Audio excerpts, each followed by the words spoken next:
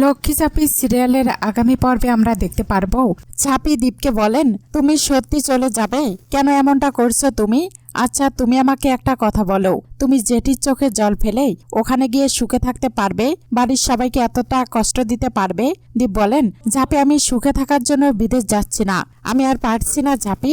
আমাকে ঘিরে চারিদিকে যা চলছে, আমার রেহাই চাই এসব কিছুর থেকেই। আমি একটু শান্তিতে থাকতে চাই, আমাকে আটকাস না। আমি ফ্লাইটে বুক করে ফেলেছি। ঝাঁপি বলেন, আমাকে একটা সত্যি কথা বলো, তুমি আমার জন্য চলে যাচ্ছ তো? আমি যদি সরকার বাড়ি ছেড়ে চলে যাই, তুমি থেকে যাবে তো? দীপ বলেন, এটা নয় ঝাঁপি, তোর সম্পূর্ণ ভুল ভাবনা। ঝাঁপি বলেন, না না, আমি একদম ঠিক বুঝেছি, যেটি একদম ঠিক বলেছে, আমার জন্যই তুমি চলে যাচ্ছ। আচ্ছা, আমি তোমাকে সবার থেকে দূরে করে দিচ্ছি। দীপ বলেন, এই বোকা মেয়ে, তোর উপর আমার কোনো রাগ নেই। কেনই বা রাগ করবো তোর উপর? আমার সমস্ত রাগ নিজের উপর। তুই না ঠিক বলেছিস, মানুষ চিনতে আমি পারি না।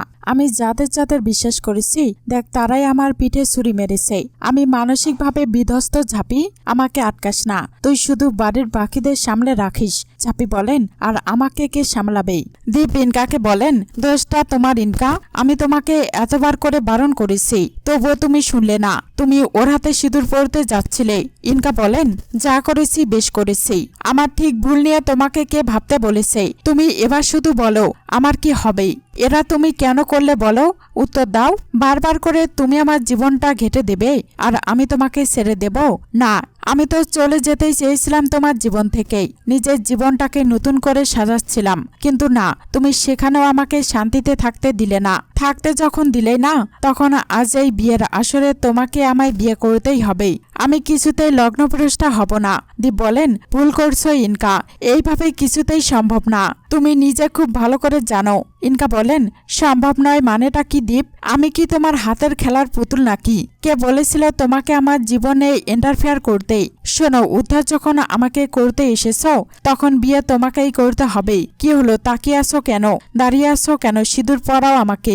দীপ বলেন, ইম্পসিবল ইনকা, এইভাবে বিয়ে হতে পারে না।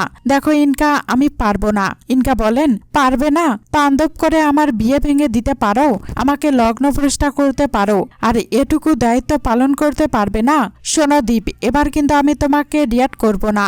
তুমি আমার দায় এভাবে এড়িয়ে যেতে পারো না। বিয়ে তো তোমাকে করতেই হবে, নইলে আমি কিন্তু এই মণ্ডপে একটা কাণ্ড ঘটাবো। আজ তুমি আমাকে বিয়ে না করলেই আমি নিজেকে শেষ করে দেব। এই মঞ্চে আমি গলায় দড়ি দেব, গায়ে আগুন দেব, কিছু একটা করব আমি কিন্তু। দীপ ঝাঁপি রনিতকে বলেন, আর তো তা তো ওরা নয়, আমি করব বলে তোমাকে ডেকে এনেছি। রনিত বলেন, কে আপনি? রনিত মনে মনে বলেন, তার মানে এটা ঝাঁপি ট্রাপ। ওই তাহলে আমাকে এভাবে ভুলিয়ে ভালিয়ে নিয়ে এসেছে এখানে।